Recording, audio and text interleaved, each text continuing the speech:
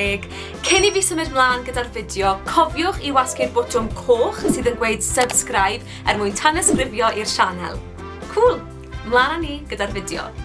Yn fideo heddi, fi am dangos i chi steiliau gwallt heb ddefnyddio gwres, so Heatless Hairstyles ar gyfer yr ysgol. Dim sythwyr gwallt, dim sychwr gwallt, na curlers. Os i chi unrhyw beth fel fi, o'n i arfer casau wneud fy ngwallt yn y bore. O'n i yn rubbish yn deffro, a'r unig beth o'n i'n neud oedd rhoi fy ngwallt mewn ponytail neu jyst gadael e lawr. So gobeithio bydd fideo heddi yn helpu chi gael bach o ysbrydoliaeth ar sut i wneud eich gwallt ar gyfer yr ysgol mewn ffordd hawdd a chyflym. Mae'n bwysig bod eich gwallt yn wlyb ar gyfer yr edrychiad nesaf. Pribwch trwy'ch gwallt gyda chrib, yna cymerwch ganol dressing gown a dechrau twisto'ch gwallt o gwmpas y dressing gown. Mae'n bwysig bod eich gwallt chi'n wlyb mwyn cael y canlyniad gorau posib.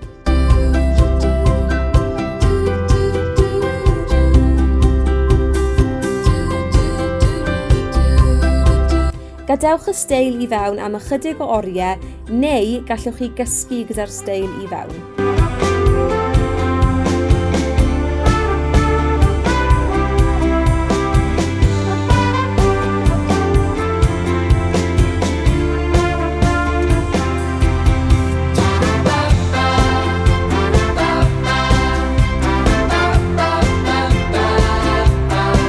Clymwch eich gwallt mewn ponytail arferol.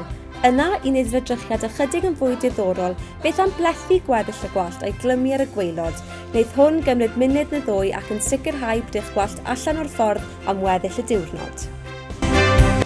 Mae'r steil nesaf yn gret os bod chi eisiau cadw eich gwallt lawr ond allan o'ch gwyneb. Cymerwch 2 ddarn o flaen y gwallt a twistio neu blethu.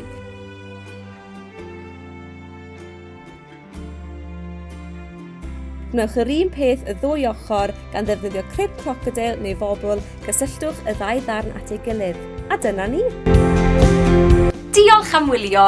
Cofiwch i hoffi'r fideo ac i danysgrifio i'r sianel a gadewch i mi wybod yn y blwch sylwadau pa steil gwallt fyddwch chi'n ei drial neu danfonwch lun i ni draw ar Instagram @Label Deg. Ond tan fideo nesaf, ta-ra!